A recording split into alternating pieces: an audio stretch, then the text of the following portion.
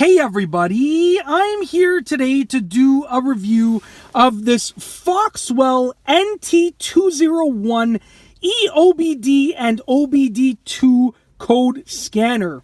In this video review, I'll be going over the features and functions of this product and telling you about my own personal opinion on it, and I'll also demonstrate myself using it with this Mazda 3. Now let's get right to it. First and foremost, I love the overall design of the actual OBD2 and EOBD reader right here, this code scanner.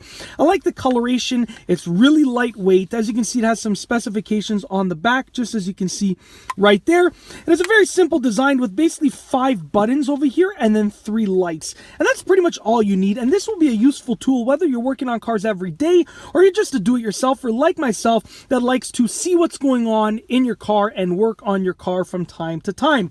Now before I actually plug this in and demonstrate it, I'm going to just show you the packaging. As you can see right here, it outlines all of the features on the back of the packaging. It also comes with this USB cord right over here, and the USB cord can be used to take the OBD2 and EOBD code reader and just plug it into the computer, which is very, very useful and beneficial. You can see right here, very simple packaging. And as you can see, it's really easy to use, which I'll demonstrate in just a few moments.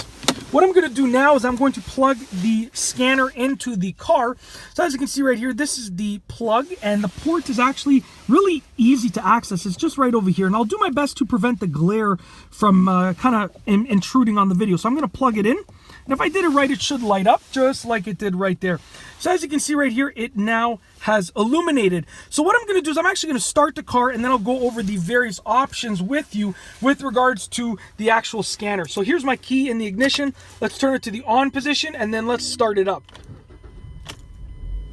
All right, so we've now started the car, and we're going to go ahead and read some codes and see what's going on with the car. Now, there shouldn't be any codes as far as I'm concerned, but we're going to double check just to see. Let's try and get an angle that allows you to see everything without the glare. Should be one right over here. There we go. Okay, so we now have an angle where you can see what's going on. As you can see right over here, we have the OBD2 and EOBD option. We have the about option, and then we have the setup option. Okay, so there's about and there's setup. Let's start with setup. With the setup option, I'm very, very sorry. I'm trying my best to prevent the glare. Over here, let's just adjust a little bit. There we go. With the setup option, I'm just going to click enter. Now, as you can see, it gives you all of these options over here. So you have all of these options, and this is basically the setup of the unit and the system and how you want it to run. So you can basically specify any small little things that you want to specify here. It's basically the options for the system. So I'm going to go back. Okay. Now, we don't need to see the about section because I don't want to go over that and waste your time with that in this video review. But I will show you the OBD2 and EOBD section. So let's hit enter. Now, as you can see, it's actually going to connect to the vehicle. It says linking to vehicle. It's going to connect to the vehicle. And then it's going to give me some options, and I'll go over the options with you. So that's the first thing that you can see right there is the green check, which is good. Green check means good. Now, what it did is it looked for some codes. So you can see it found no codes right there.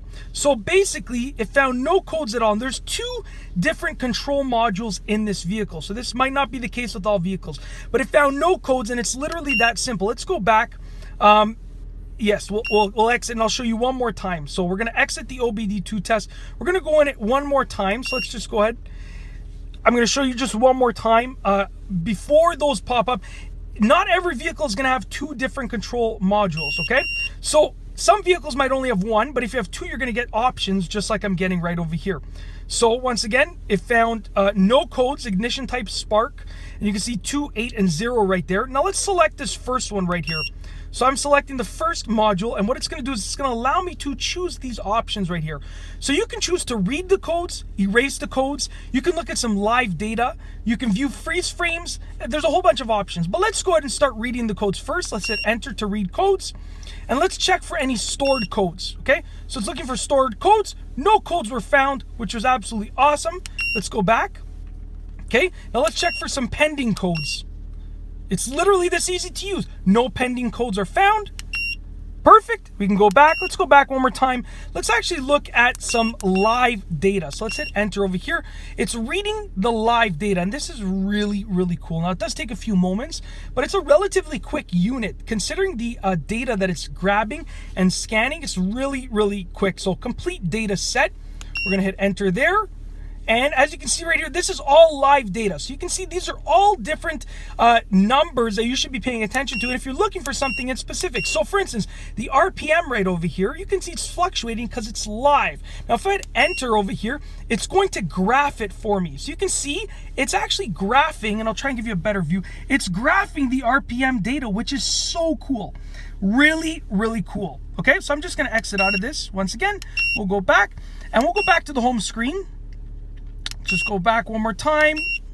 Are you sure you want to exit? Yes, I am sure. And that's basically it. I mean, overall, it's an absolutely awesome unit. And I just wanted to go over the features and functions of this Foxwell NT201 code scanner in this video. Once again, it's an EOBD and OBD2 scanner. It's absolutely awesome, and it's great whether you're working on cars on a daily basis or whether you're simply a do-it-yourselfer just like myself and you want to see what's going on with your car from time to time, whether you just want to check it out and make sure that it's running okay, or whether you actually want to go full force and fix a problem or see why your check engine light is on or clear the check engine light. It's so capable. And that's basically it. Be sure to give this video a thumbs up if you liked it. Let me know what you think down below as a comment. What do you think about this unit? Let me know down below as a comment. And of course, be sure to subscribe for more great car and driving videos and car product videos just like this one. And that's all I have for you today. Thanks for watching.